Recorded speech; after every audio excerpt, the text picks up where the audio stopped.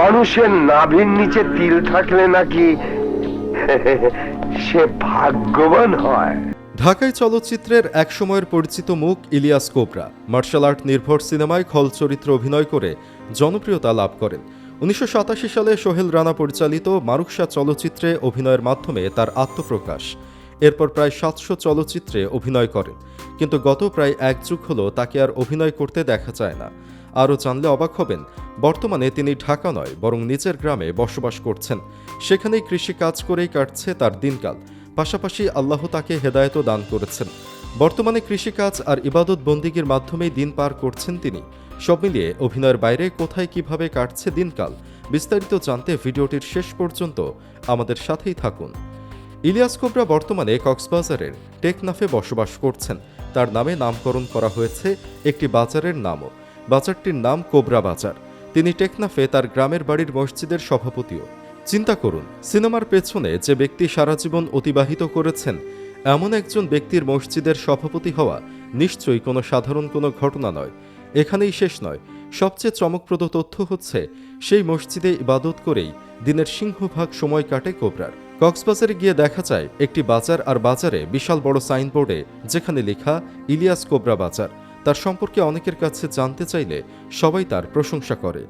গ্রামে বেশিরভাগ সময় তিনি মসজিদ, ইবাদত, সামাজিকতা এসব নিয়েই থাকেন এবং আগেই বলেছি তার গ্রামে যে মসজিদটি রয়েছে এটার সভাপতিও তিনি।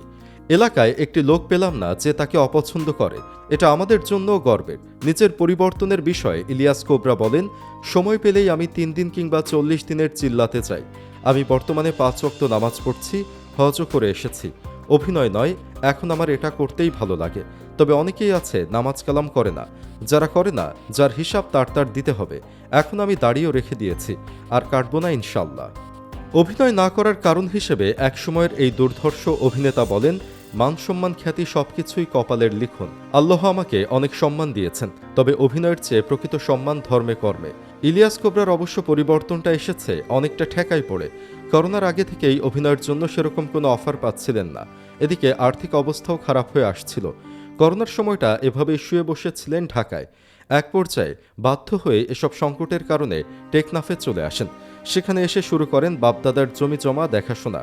অর্থাৎ টেকনাফের বাহারছড়ায় গ্রামের বাড়িতে বাগান পরিচর্যা সহ পুরোদমে বিভিন্ন কৃষিকাজ শুরু করে দেন। সে সময় কোবরা বলেছিলেন, কয়েক বছর ধরে সিনেমা নির্মাণ কমে গেছে। সিনেমা না থাকায় এরই মধ্যে অনেক সিনেমা হলও বন্ধ হয়ে গেছে। এখন তো সিনেমাই নির্মাণ হচ্ছে না। কাজ কমে যাওয়ায় সিনেমার জন্য এখন খুব বেশি ডাক আসে না। তার মধ্যে করোনার কারণে পুরো 1 বছর সিনেমার কাজ নেই, তাই অনেকটা বাধ্য হয়ে বাহারছড়ায় পেঁপের বাগান পরিচর্যা করছি, বলতে পারেন কৃষি কাজ করছি। অভিনয় নিয়মিত হওয়ার পরিকল্পনা জানিয়ে ইলিয়াস কোবরা সে সময় বলেন, সিনেমার পরিবেশ স্বাভাবিক হলে এবং আমি যেমন কাজে অভ্যস্ত সে ধরনের কাজের প্রস্তাব পেলে কাজে ফিরব। তবে আল্লাহ তাকে কবুল করেছেন বলেই আর সিনেমায় ফেরা হয়নি। কৃষিকাজে বরকত আসতে শুরু করে। এভাবে গ্রামের মানুষের সাথে মিশতে মিশতে মসজিদেও যাওয়া শুরু করেন।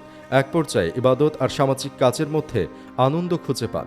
এক পর্যায়ে বনে যান পুরো দোস্তর মুসল্লি। তবে বর্তমান আর্থিক দিক দিয়ে কিছুটা কষ্টে আছেন তিনি। ইলিয়াস কোবরা বলেন, একটা সময় ছিল যখন আমার হাতে একসাথে 45টি সিনেমা ছিল, কিন্তু আমি তো আর জানতাম না একবারে সবকিছু বন্ধ হয়ে যাবে, সিনেমা হল বন্ধ হয়ে যাবে।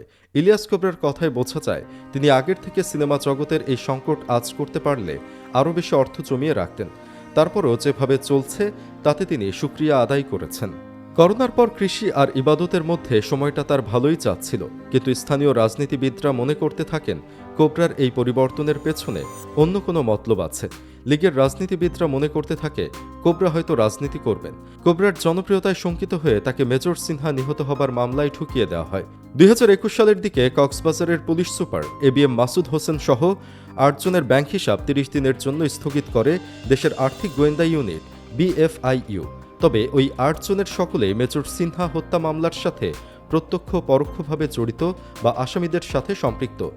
কিন্তু চলচ্চিত্রের খলনায়ক ইলিয়াস কোবরার নাম এই তালিকায় থাকায় তার দিকে ওঠা সন্দেহের তীর আরও তীব্র হয়। যদিও তিনি একাধিক গণমাধ্যমকে তার বিরুদ্ধে ওঠা অভিযোগকে ভিত্তিহীন, কাল্পনিক বলে দাবি করেছিলেন। সম্প্রতি এই মামলা সম্পর্কে এবং এলাকার শত্রুদের সম্পর্কে জিজ্ঞাসা করলে তিনি বলেন, শত্রু তো অবশ্যই আছে এলাকায়। যেমন গত 3 মাস আগে এলাকায় মসজিদের একটা জায়গা খেয়ে ফেলেছিল অপরাধীরা, তার জন্য মামলা করেছি। পুলিশ তাকে অ্যারেস্ট করেছে এবং জেল খেটেছে। এমন কিছু শত্রু থাকতে পারে। সব মিলিয়ে খল অভিনেতা হিসেবে সিনেমার দর্শকের পরিচিত মুখ কোবরা একজন সাধারণ মানুষ হিসেবেও টেকনাফের মানুষের কাছে বেশ জনপ্রিয়। সেখানকার সাধারণ মানুষদের সঙ্গে মিলেমিশে বর্তমানে সময় পার করছেন বলে জানান তিনি। একটা সময় গেছে নায়ক রুবেলের ছবি মানেই খল নায়ক হিসেবে থাকবেন ইলিয়াস কোবরা। রুবেল কোবরার জুটির ছবি মানেই মার্শাল আর্ট প্রিয় দর্শকদের কাছে বাড়তি আগ্রহ। এফডিসিতে মাসের 25 দিনই শুটিংয়ে ব্যস্ত থাকতে হতো তার। সেই কোবরাকে এফডিসিতে সর্বশেষ স্বরূপ দেখা গিয়েছিল 2019 সালের দিকে, সেটাও শিল্পী সমিতির নির্বাচনকে ঘিরে। 2019-21 মেয়াদে বাংলাদেশ চলচ্চিত্র শিল্পী সমিতির নির্বাচনে সেক্রেটারি পদে লড়েন তিনি। তার প্রতিপক্ষ হিসেবে ছিলেন জায়েদ খান। ইলিয়াস কোবরা 1987 সালে সোহেল রানা পরিচালিত মার্কোসা চলচ্চিত্রে অভিনয়ের মাধ্যমে খল অভিনেতা হিসেবে আত্মপ্রকাশ করেন। এরপর প্রায় 550 চলচ্চিত্র অভিনয় করেছেন। আমরা দোয়া করি আল্লাহ যেন ইলিয়াস কোবরার পেছনের সমস্ত গুনাহ যেন মাফ করেন, সেই সাথে আমাদেরও মাফ করেন। আমিন। চাইলে আপনিও কমেন্ট বক্সে আমিন লিখতে পারেন। ভিডিও ভালো লাগলে লাইক দিন এবং শেয়ার করুন, আর অবশ্যই চ্যানেলটি সাবস্ক্রাইব করুন।